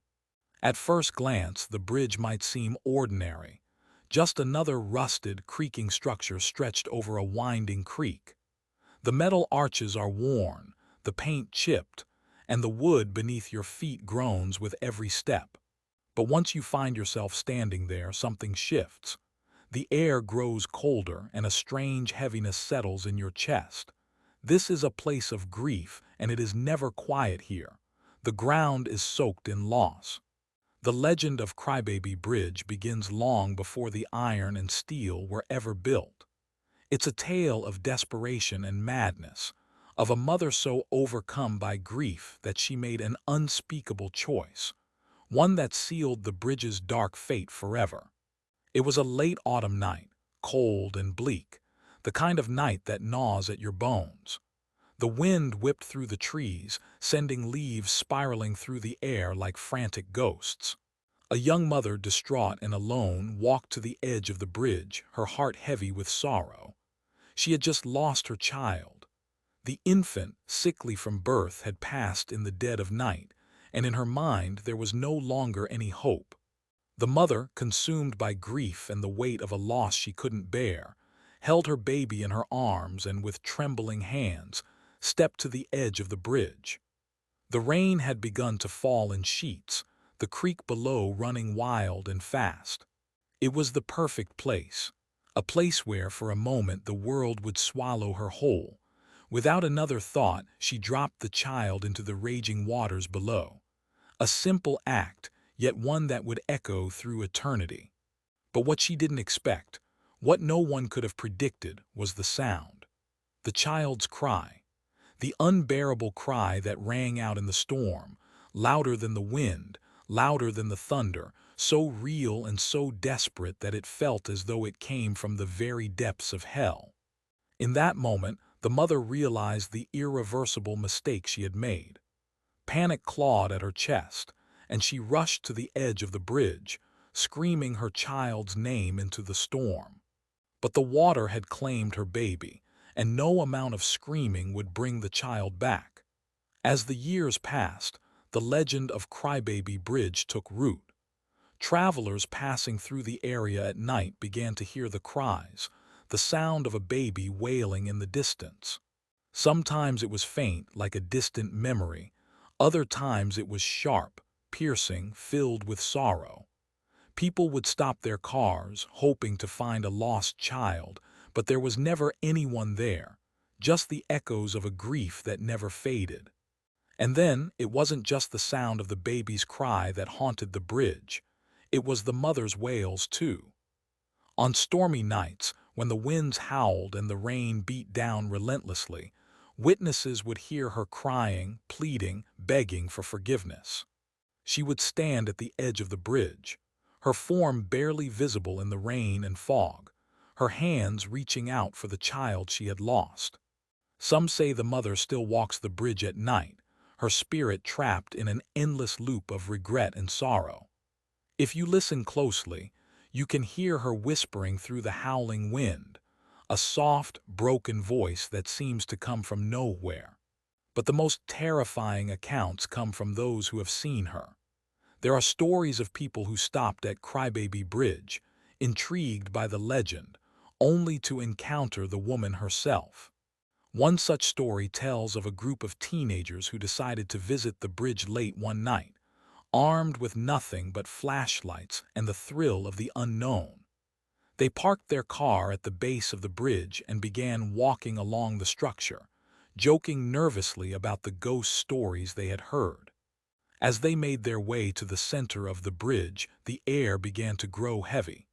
It wasn't just the weight of the storm. There was something more, something wrong, pressing in on them from all sides. The wind died down for a moment, and in the sudden, suffocating silence they heard it, a baby's cry. At first they thought it was a trick of the mind, maybe a cat, maybe an animal. But the cry grew louder, more desperate, echoing off the walls of the bridge, growing in intensity with each passing second. The sound was so real that one of the teens turned and ran, calling out to the others, but they were rooted in place, paralyzed by the sheer terror of it. They looked toward the source of the cry and saw a figure standing in the middle of the bridge. A woman, her face obscured by wet, dark hair, her clothes torn and ragged, her posture hunched over in grief. Her hands were outstretched as though reaching for something just beyond her grasp. But as they watched, terrified, her eyes were empty, hollow, dark pits that seemed to absorb the light around her. One of the teenagers, unable to move, stared at her, mesmerized by the pitiful figure. And that's when she heard it. A whisper, barely audible but unmistakable. The woman's voice. "I am sorry. I am so sorry." The figure took a step forward, and with that movement the young man screamed, unable to hold his ground any longer. He turned and ran. The others, too terrified to question what had just happened, followed. They fled the bridge, not stopping until they were back in the safety of their car. When they looked back, all they saw was the empty bridge, dark and silent once more. But it doesn't end there. The cries don't stop. And some claim that the bridge has a strange power over those who venture too close to it. The curse of the bridge is said to latch on to anyone who hears the baby's cry, anyone who dares to listen too long to the mother's wails. People who have heard the sound say they've felt its pull, a compelling force that calls them back, night after night. And even more disturbing are the accounts of people who have heard the cry long after leaving the bridge.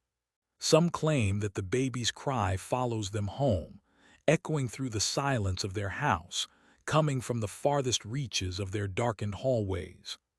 Others say they've heard the mother's voice, soft at first, calling their names, pleading for them to come back.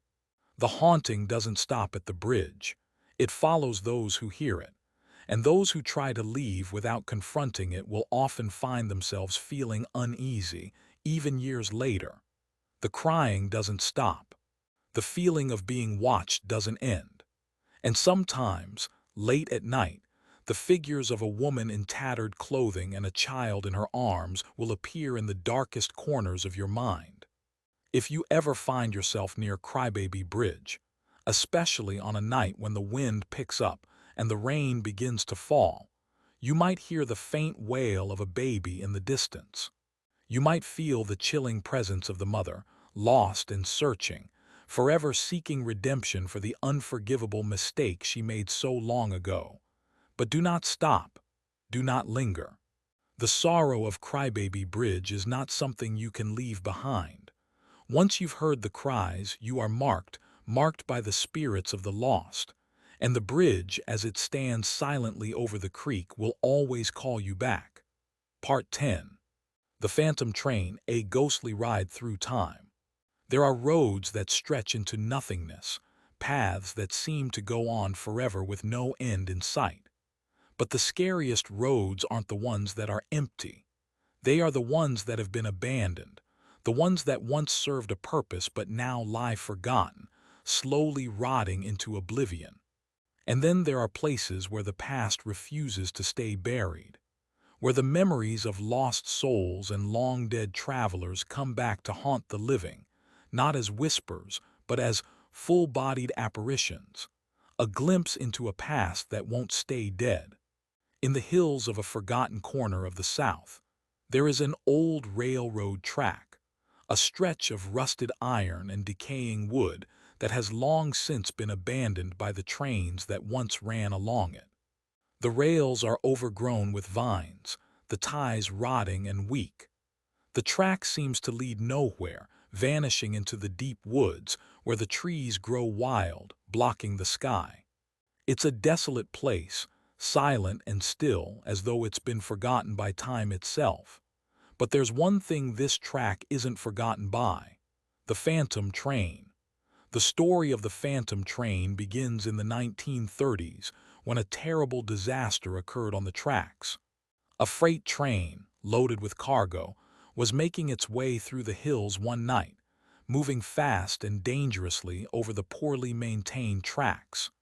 The crew was unaware of the structural weaknesses of the bridge ahead. They didn't know that the wood had rotted, that the beams were cracking, and that the bridge was not strong enough to hold the massive weight of the train. As the train neared the bridge, it was already too late. The wooden planks gave way, and with a tremendous crash, the entire train plummeted into the ravine below. Dozens died: the conductor, the brakemen, and the poor souls in the cargo cars. The wreck was horrific. Pieces of the train were scattered over miles of the ravine. The bodies of the victims were torn apart, their screams echoing in the night as they plummeted into the darkness below. No one was able to pull them out in time. And then the strange occurrences began. People started to notice something odd about the railroad tracks. They'd hear the sound of a train at night, distant at first but growing louder, a rumbling that seemed to come from nowhere. The eerie sound of a train whistle could be heard, sharp and haunting, cutting through the night air. But when they rushed to the tracks, there was nothing. No train, no lights, just the rusted rails bending and cracking under the weight of time. But it didn't end there. One night, a lone traveler lost in the woods stumbled upon the tracks by accident. It was late, far too late for anyone to be on the road, and the wind was bitterly cold. He was weary from his long walk, hoping to find his way back to town. He'd heard the stories, of course, the ones the locals whispered about the phantom train that roamed these tracks at night, but he never believed in such things. He dismissed them as just another piece of folklore designed to scare the vulnerable. That night, however, he wasn't so sure. As he walked along the tracks, he noticed the air growing cold. Not just cold, but unnatural. He pulled his coat tighter around him, his breath fogging in the air, when suddenly, out of nowhere, he heard it. The unmistakable sound of a train's whistle. It was distant, faint at first, but it was there. And then it grew louder. The sound of the train's wheels on the tracks, the rhythmic churning, the whoosh of the engine forcing air through its steel lungs. He looked around. The woods were still, silent, as if holding their breath, but the sound of the train was getting closer, louder, faster. And then out of the dark, a set of bright lights appeared ahead, cutting through the trees. The man froze. He stood there, staring in disbelief as a massive, spectral train barreled down the tracks toward him. The train was glowing, a strange, sickly light illuminating the ravine ahead. There were no passengers, no conductor visible, but the train was real, too real, its screeching wheels cutting through the air, the sound of its whistle sharp enough to pierce his soul. He tried to move, to run, but his feet felt like they were stuck in mud. The train was getting closer, the sound deafening now, and in the train's wake, the air felt charged with an unnatural energy, almost as if the world was about to explode. Just as it was about to hit him, he screamed and dove to the side. But when he looked up again, the train had vanished. The tracks were empty once more, silent in the moonlight. His heart raced in his chest, his mind struggling to make sense of what he had just seen. He ran, faster than he had ever run before, not daring to look back. The phantom train doesn't just appear. It has been known to follow people, to stalk them, lingering in their lives long after they've left the tracks behind. Those who have seen it have often reported a feeling of deep dread, like a weight pressing on their chest, a sense of being marked, chosen for some unspeakable purpose.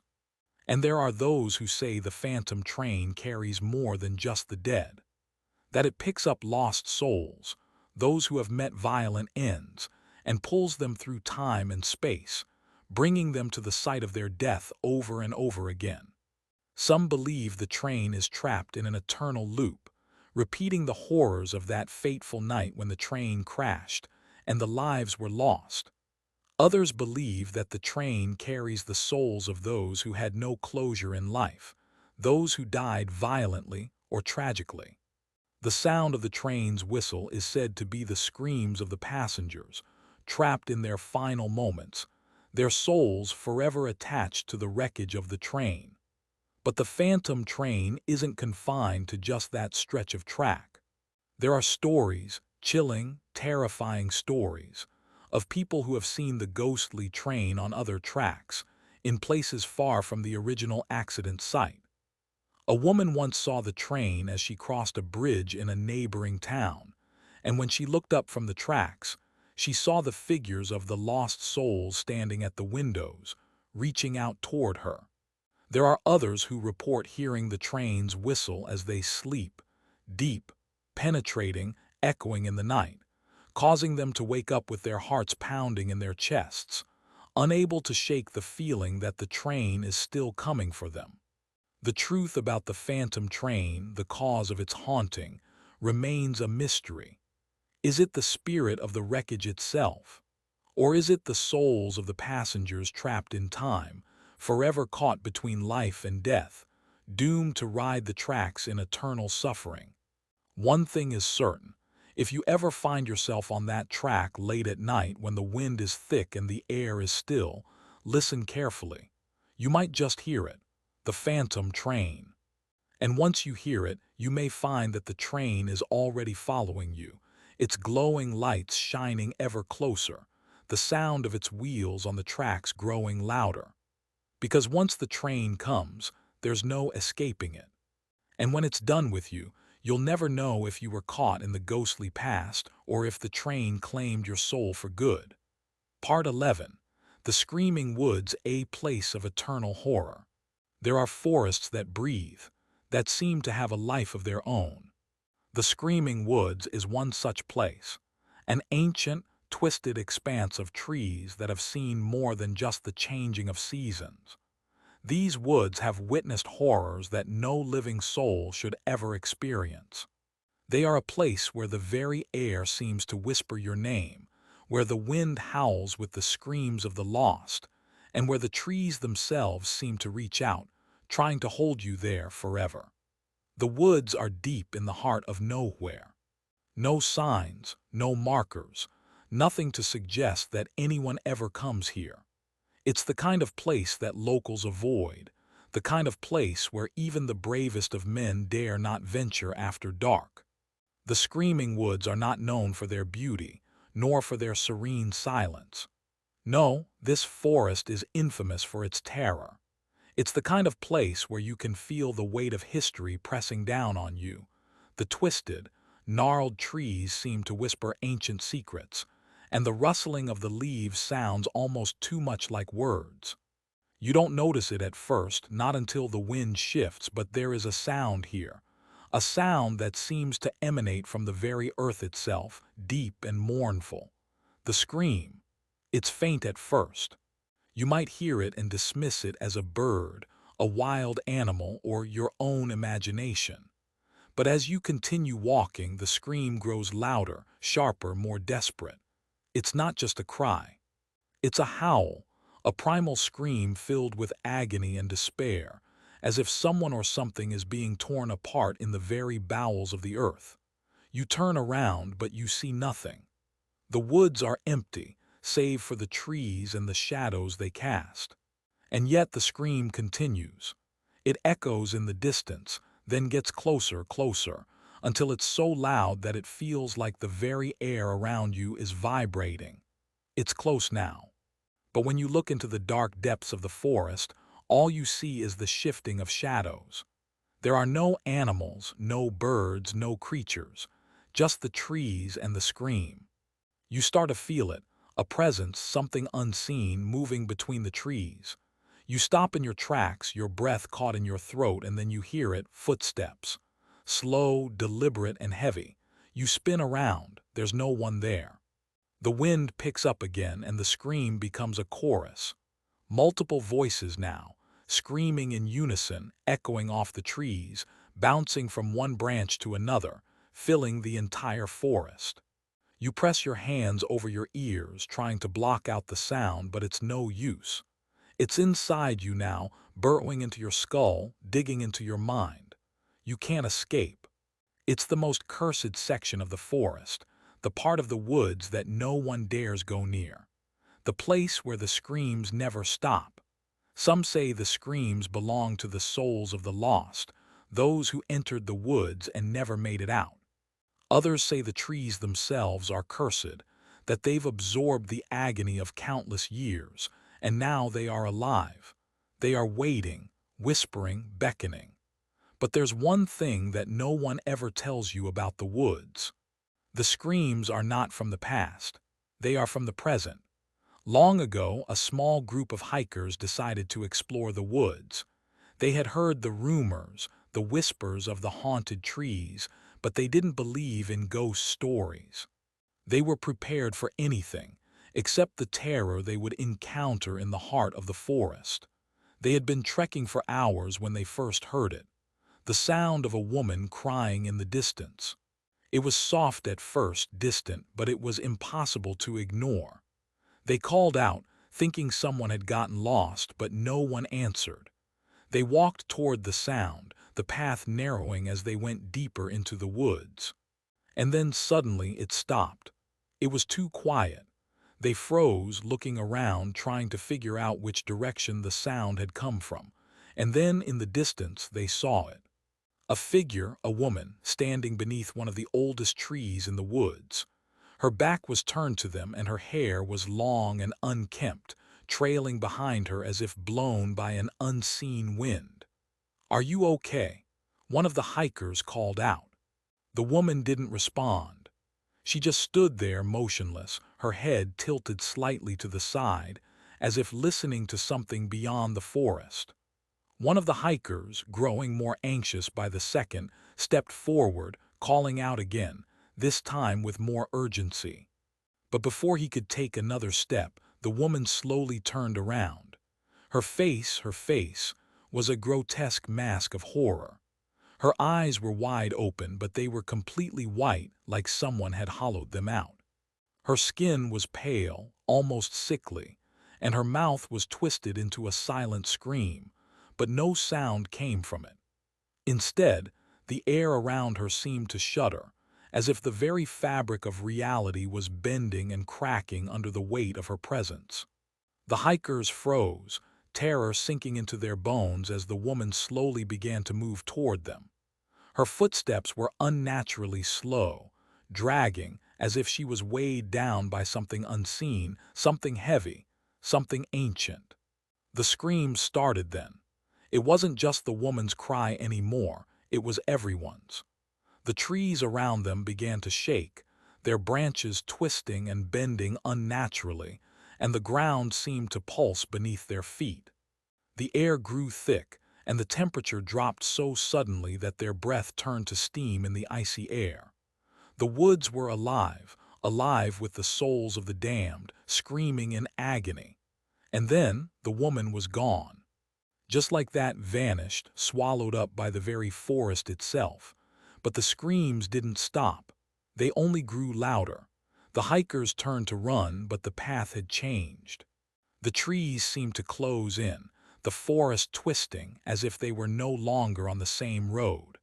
The woods were alive, and they were being led deeper into the heart of the curse. One by one, they disappeared. Some heard the scream too close behind them and fell to the ground, unable to move. Others were consumed by the shadows, dragged into the earth by unseen hands, their bodies never found. But the screams continued, echoing in the trees, growing louder with each passing second. The forest has claimed them all. Now the screaming woods are known for one thing. If you wander too deep, if you listen too long, you might just become one of the lost. Some say that once you enter, the woods never let you leave. They trap your soul in an endless loop of terror. Others believe the spirits that haunt these woods are trying to warn you, trying to show you the price of wandering into a place where the past and present collide, where the living and the dead are forever intertwined. But if you venture into the woods tonight, if you hear the first cry on the wind, if the trees begin to whisper your name, remember this: It's already too late. The woods will take you, just as they've taken so many before. And you'll never escape. Part 12. The Phantom Driver, a Spirit Behind the Wheel. There are certain roads that no one should ever travel alone. Roads that seem to stretch endlessly into the darkness, with no end in sight. These roads are not just paths, they are cursed. And the worst of these roads are the ones you drive without thinking twice, thinking you're safe, thinking you're just on your way home. But it's not always the road that's the danger. Sometimes, it's the driver beside you.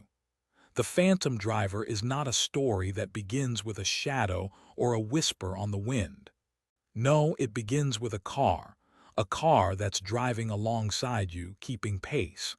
You notice it first in your rearview mirror, a set of headlights that seem to be just a little too close. But you don't think much of it at first. After all, everyone is driving down these roads at night. You keep your eyes on the road, trying to shake the uneasy feeling that rises in your chest. But it's when you look again, just a fleeting glance over your shoulder, that you see it. The car in your mirror is right behind you, closer than before. And it's not just any car. It's an old, beat-up vehicle, its headlights glowing with a dull, almost sickly light. The car has no distinguishing features, no identifying marks. But the more you look, the more you realize it's moving unnaturally fast. It's closing in on you, like a shadow that's hungry, pulling itself through the darkness. You begin to feel the panic creeping in. The hair on the back of your neck stands up. You press the gas pedal, trying to outrun the vehicle, but no matter how fast you drive, it stays with you. Every time you speed up, the headlights in your rearview mirror follow you. And then it happens. You try to take a turn, hoping to lose the car on a back road. But as you twist the wheel, you see it again. The car is still there, right beside you, keeping perfect pace. How is it moving so quickly? You glance over and the road is empty. There's no one there. And yet the headlights remain. And they're getting closer. You don't know what to do. You try to push the accelerator to the floor, but the car beside you speeds up, matching your pace, as if it knows your every move. It's no longer just a car. It's a presence, a dark, oppressive force that fills your vehicle with a coldness, a terror that settles in your bones. Your breath comes in short gasps and your heart pounds in your chest, but you can't outrun it. You can't escape it. Suddenly, the car beside you swerves, its headlights blindingly bright, and then it pulls in front of you. It's not a car anymore. It's a figure. A man sitting in the driver's seat, but his face is blank, like a shadow cast across his features. His hands grip the steering wheel, his knuckles white, but his eyes are empty, nothing but black sockets staring into you. And that's when you realize, the man behind the wheel isn't alive. This phantom driver has been spotted on roads all over the country, rural highways, forgotten back roads, and desolate streets that stretch for miles, leading nowhere. It doesn't matter where you are.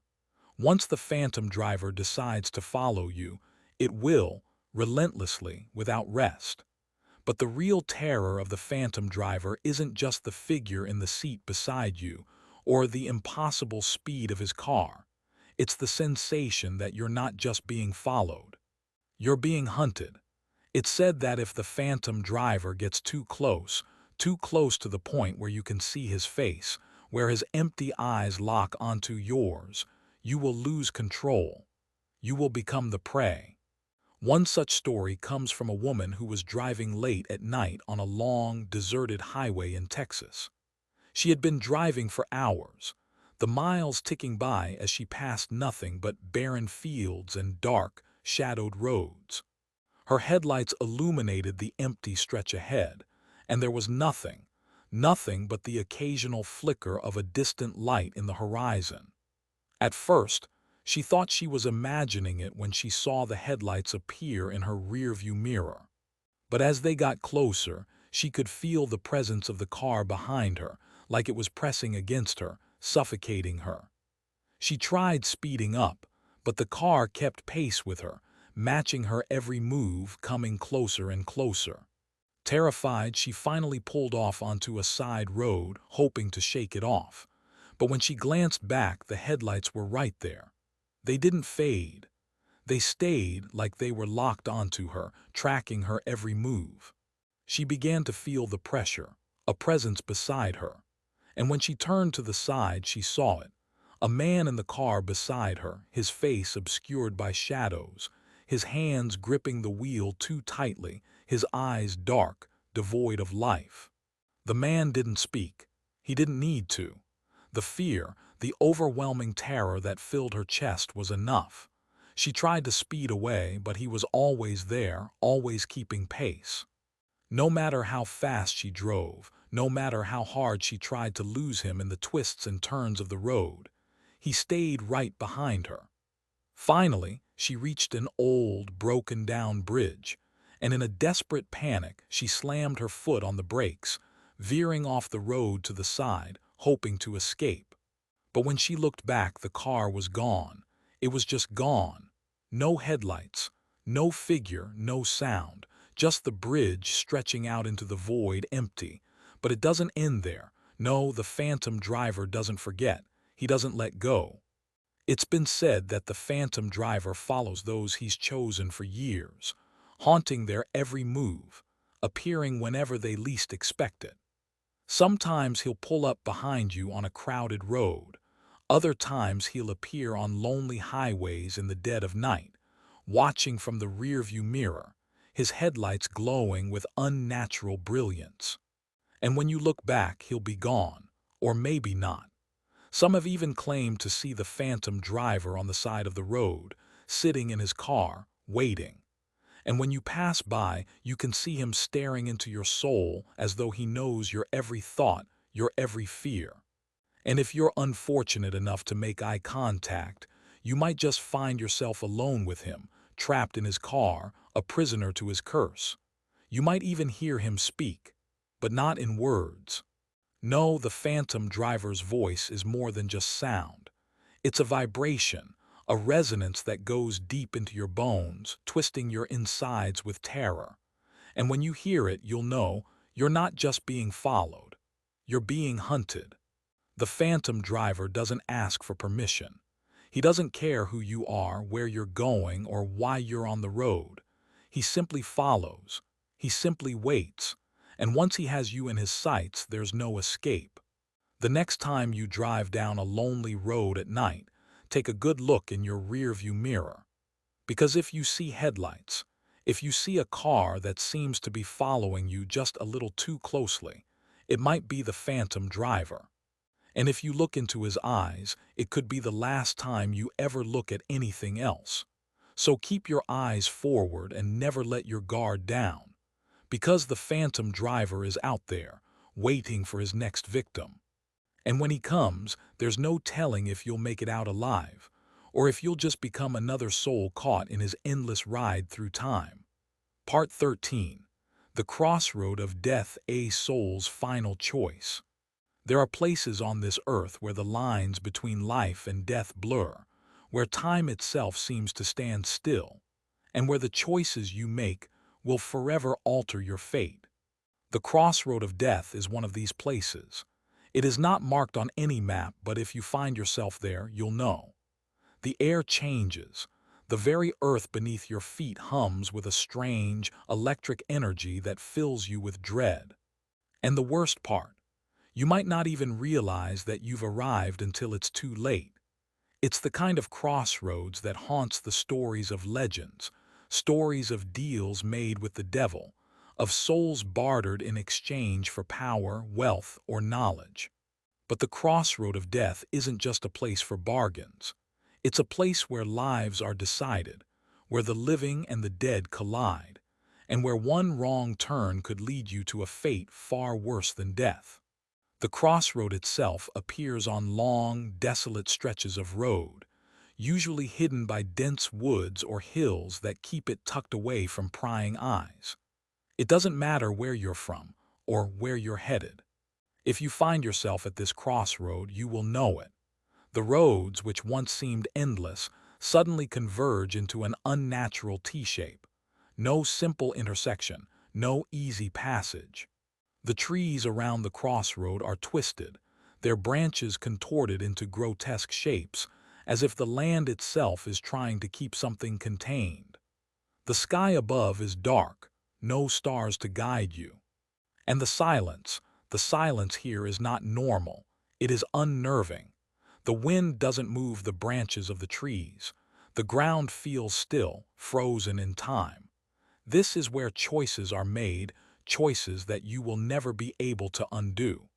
The first known account of the crossroad of death dates back to the 1800s, when a young man named John Harper stumbled upon it during a late-night ride. Harper had been traveling across the country, chasing rumors of a fortune hidden deep in the hills of Kentucky. He was a gambler known for making deals on a whim, with no concern for the consequences. It was late, and the moon was nearly full when he saw it, a road splitting in two at a mysterious crossroad. He had no idea where it would take him, but driven by an intense desire to uncover the treasure, he ventured into the clearing. What Harper didn't know was that he was about to make a choice he would never be able to take back. As he approached the center of the crossroad, something strange happened. A figure appeared before him. The man was tall, with skin pale as bone, and eyes that glowed with an unnatural fire. He wore a long, tattered cloak, and his voice, when he spoke, was deep like the rumble of thunder. "I can give you what you seek," the figure said, his voice laced with an unholy promise. "But you must decide now. What is it you want most in this world? Wealth, power, knowledge?" John Harper, driven by his greed, immediately responded, "I want fortune. I want to be rich. I want gold, land, power. I don't care what the cost is." The figure nodded, a slow, deliberate motion. "Then you must agree to the terms of the deal." John Harper, eager for the riches he had always dreamed of, nodded without hesitation. He didn't even ask what the price would be. He didn't care. The figure extended his hand, and Harper took it, sealing the deal. But the price was more than John Harper could ever imagine. At first, it seemed like a dream come true. Harper received the riches he had asked for. He became a wealthy landowner, his wealth growing with each passing day. Gold flowed into his coffers, and he acquired power over those around him. He thought he had beaten the system, that the deal had worked in his favor. But over time, strange things began to happen. Harper began hearing whispers in the night, whispers that echoed in the dark, like the wind itself was trying to speak to him. He saw strange figures standing in his halls, shadows that never quite seemed to leave. At night, the wealth he had accumulated felt heavy, as though it was pressing down on his very soul. As the years passed, Harper became more and more isolated. His mind, once sharp and clear, grew foggy and erratic. The whispers became louder and the shadows grew darker. He had become haunted by the very thing he had sought, the wealth. It was no longer a blessing but a curse. And then, one night, as he lay in bed, feeling the weight of his choices, he heard it. The sound of footsteps outside his door, slow, deliberate steps, almost as if someone was pacing. He got up, unable to resist the pull, and opened the door to find the figure from the crossroads standing there. "You asked for riches," the figure said, its voice a cold whisper. "But you never asked what you would lose in return." Harper's heart sank as the figure's glowing eyes met his. "The cost is your soul. The crossroad of death doesn't take your life right away. It takes something much worse. It leaves you alive but trapped in an endless loop of greed, regret, and torment. And once the deal is struck, there is no escape." There are many other stories, scattered through time and places, of people who have stumbled upon the crossroad of death. They are all similar, people seeking power, wealth, or knowledge, finding the figure, and making a choice that seems too good to pass up. They are all promised what they desire, but the price is always their soul, a piece of themselves lost in exchange for a fleeting moment of glory. But the crossroads are not always about what you gain. Sometimes it's about what you lose. One such story came from a traveler named Emily Turner, a historian researching the myths of ancient America. She'd heard the legends of the crossroad of death, but didn't believe in them. One late evening, she found herself on a deserted stretch of road in rural Arkansas. As the night grew darker, she noticed a crossroad ahead, bathed in an eerie moonlight.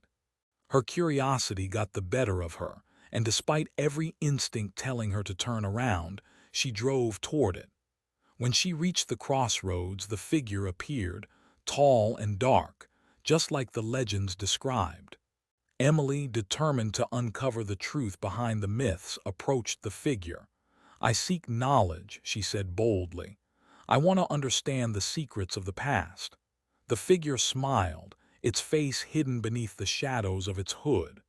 "Then the knowledge you seek is yours." But as Emily accepted the deal, a terrible realization hit her. She didn't just gain knowledge, she had sold her future. From that moment forward, every answer she sought was more painful, more destructive than the last. She had become burdened by the truths of the world, truths that no human mind should carry. The more she uncovered, the more she lost herself, until one night, she sat alone in her room, unable to remember who she was or why she had chosen this path. The figure's whisper echoed in her mind. "The cost was your peace." It said that the crossroad of death isn't just a place, it's a choice. A choice that will come for you whether you're ready or not. It doesn't matter where you are, where you've been, or what you seek. Once the figure appears, once you cross that line, there's no going back. And the scariest part, it might be waiting for you right now. If you ever find yourself standing at a crossroad on a dark, moonless night, if you ever hear the sound of footsteps behind you, if you feel a presence that seems to call you forward, don't step into the center. Don't make the choice. Because if you do, the crossroad of death will take you in ways you can't imagine. It will give you what you want, but it will take everything that matters. And once you've crossed it, there's no turning back. Part 14. The Silent Road, a Path to Nowhere. There are roads in this world that stretch endlessly into the darkness, their twists and turns leading nowhere but into the unknown. These roads are not marked by signs, not paved with asphalt, and most people don't even know they exist. They are the roads less traveled, the ones that seem to defy logic, their very existence an enigma. But it's not the roads that are the most terrifying, it's the feeling of being lost on them. The roads that never seem to end, that stretch out ahead of you in the dark, always just out of reach. The roads where the air becomes thick and heavy, pressing against you as if the very earth itself is trying to trap you. This road, the silent road, is one of those places. It doesn't show up on maps, and the locals don't talk about it. It's just another forgotten stretch of pavement that no one dares to drive after nightfall. But if you ever find yourself on it, you'll know. It's the kind of road that swallows you whole, slowly and silently, until you're no longer sure if you're driving on the road at all, or if the road is driving you. The first sign that something is wrong on the silent road is the absence of sound. The wind doesn't rustle the trees. The leaves don't fall from the branches. There is no sound at all. Even the hum of your tires on the road seems to disappear into the void. It's as if the road itself exists outside of time, outside of space. And the longer you stay on it, the more you begin to feel like you've been swallowed by the world, like there's no escape. As you drive, the headlights of your car seem to push back the darkness, but it's not much help. The shadows stretch far beyond the reach of the light, and as you glance in the rearview mirror, the road behind you is already lost to the void. There is no one behind you, no cars, No other travelers, just you and the darkness that seems to follow, creeping closer with each passing second. Every turn you take feels like it leads to nothing. The road itself feels like it's closing in, the trees and the landscape around you blurring and warping until you can no longer make sense of what's ahead or behind you. It's the kind of road that makes you question everything: the sky above, the ground beneath, the world itself. And then there's the feeling of being watched. It starts as a cold, creeping sensation at the back of your neck, a faint itch as if someone is standing just behind you, watching your every move. But it doesn't stop there. It grows. You begin to feel it all around you, the sensation of unseen eyes following you, closing in on you from all sides. No matter how fast you drive, no matter how many turns you take, the feeling never lets up. There is something else on the silent road, something that you cannot see but you can feel. And that feeling becomes heavier the deeper you go. The pressure builds, and with it, a growing sense of panic, until your mind can't quite grasp what's real anymore. The road twists and bends, but it never ends. And as you continue down this path, the world around you starts to lose its color, its texture. The trees, once alive with detail, now seem blurred and indistinct. And then it happens. Out of the corner of your eye, you see something moving. At first, you think it's a trick of the light, a shadow cast by the trees or your own reflection in the side mirror. But the longer you look, the more you realize it's not just your imagination. Something is following you, and it's not a car, it's not another traveler, it's something far worse. It's a figure barely visible standing at the edge of the road. At first it seems like a person, a man perhaps, but the longer you look, the more you realize how wrong it is. The figure doesn't move like a normal person. It lingers, swaying in the shadows, its shape constantly shifting. You can't make out its features, but you can feel its presence. It's as if it's been there forever, waiting for you to see it. The closer you get, the more you sense its malice. You press your foot to the gas, but the figure seems to keep pace with you. You try to ignore it, to convince yourself it's just your nerves, but the feeling intensifies. The air grows colder, heavier, and then, without warning, you see something else. Another figure further down the road, and then another. They're standing on the side of the road, watching you. You begin to drive faster, trying to escape, but the figures don't move. They stay where they are, their vacant, dark eyes staring into you as you pass. And as you speed past them, you see one of them step onto the road, blocking your path. It's too late to stop. You slam on the brakes, but the car skids across the asphalt. You're stuck. The figures are closing in. They aren't people. They aren't alive. They're something else entirely, shadowy figures, wrapped in tattered, dark cloaks, their faces hidden in the folds of their hoods.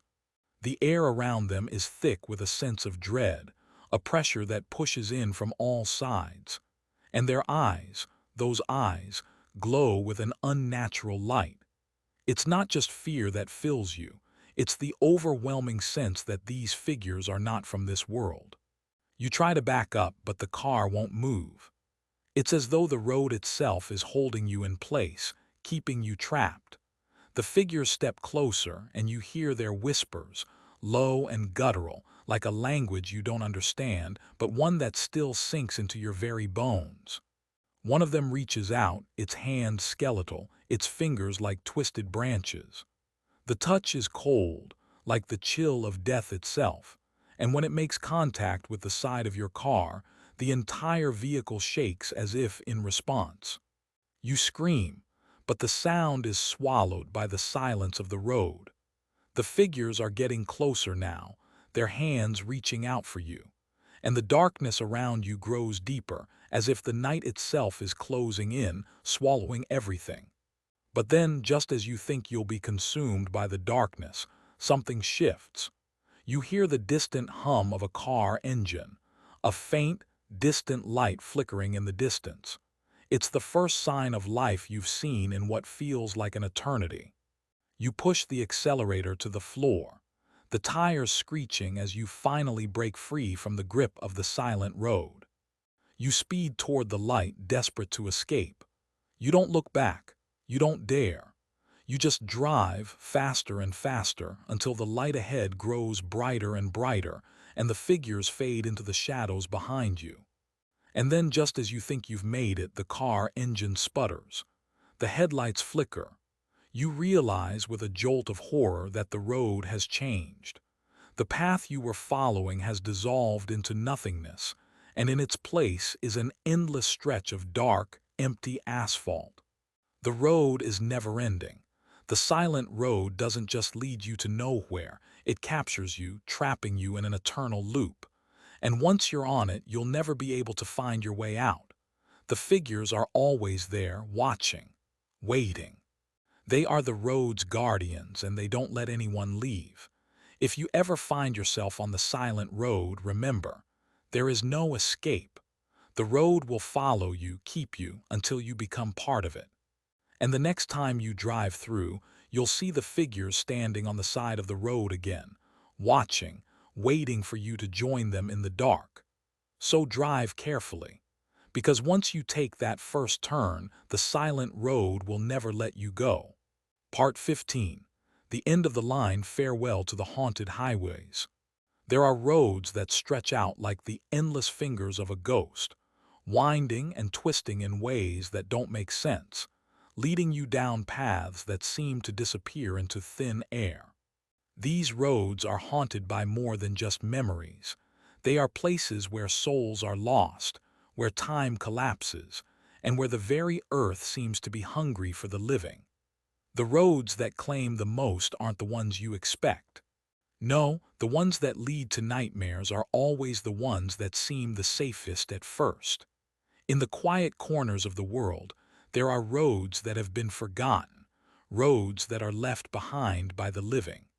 They are the roads that disappear once you've crossed them, that become trapped in time, forever reliving the pain, the suffering, and the choices of those who have passed. But what happens when you reach the end of those roads? What happens when you cross the final threshold, the last boundary between the living and the dead? You might find out, if you're unlucky enough. For years, people have spoken of the end of the line, a place where the haunted highways meet their final destination. It's a place where all roads converge, where the dead find their rest, and where the living find their doom. It's not a destination you can search for, it finds you, like a shadow waiting to fall across your soul.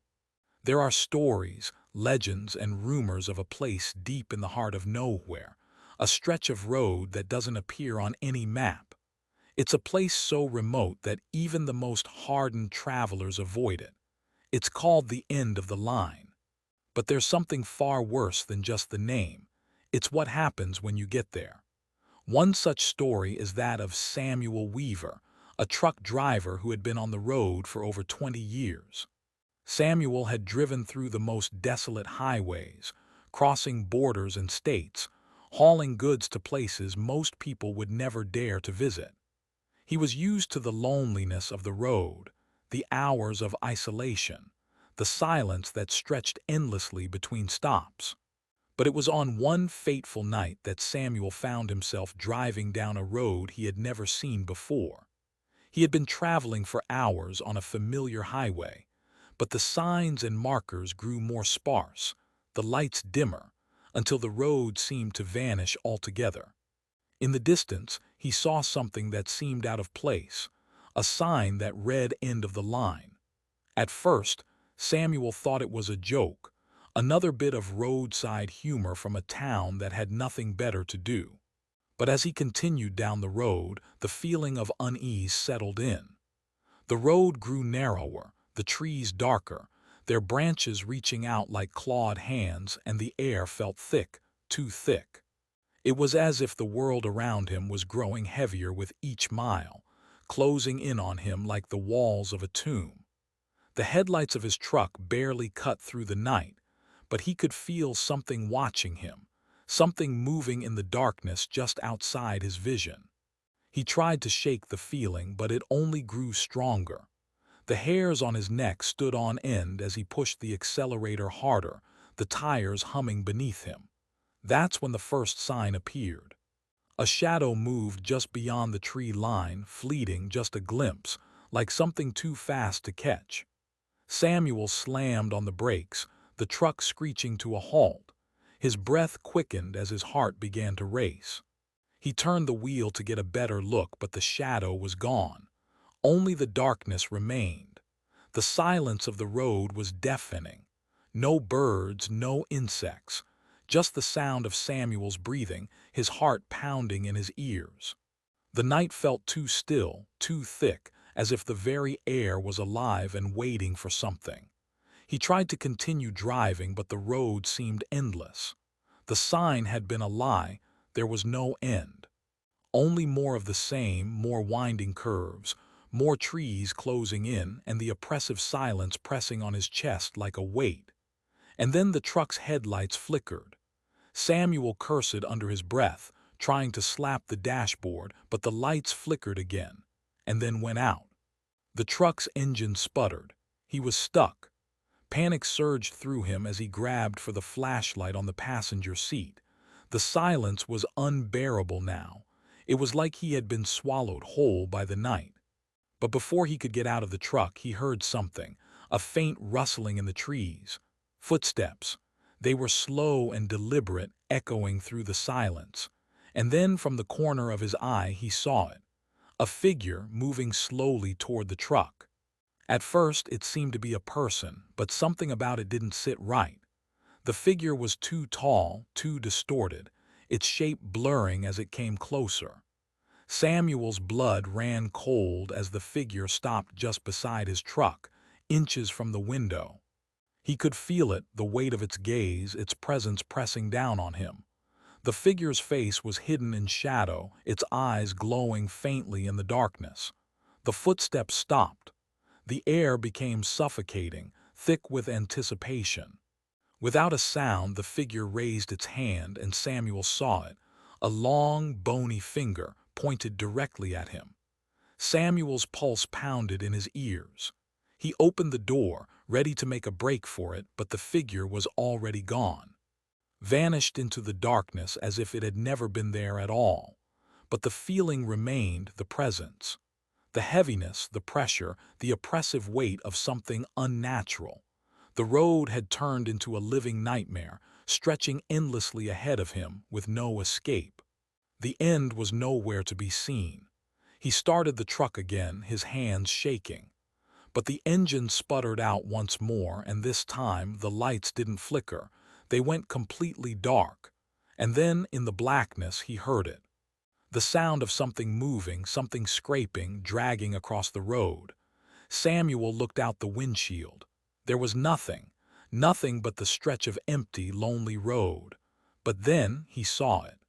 A shadow far off in the distance, moving toward him, fast, too fast to be natural. The sound grew louder, something dragging, something slithering across the ground. It was coming for him. In the distance, he saw the crossroads appear, a sudden intersection in the road that hadn't been there before. The road was changing, as if it was bending around him, drawing him into its embrace. The figure's presence was closer now, moving faster, and in the distance at the crossroads he saw a glowing light. The light flickered like a distant beacon, a choice. As Samuel rushed toward the light, he slammed on the gas. The truck lurched forward, the tires screeching as he fought to escape. But the figure was closing in, faster and faster.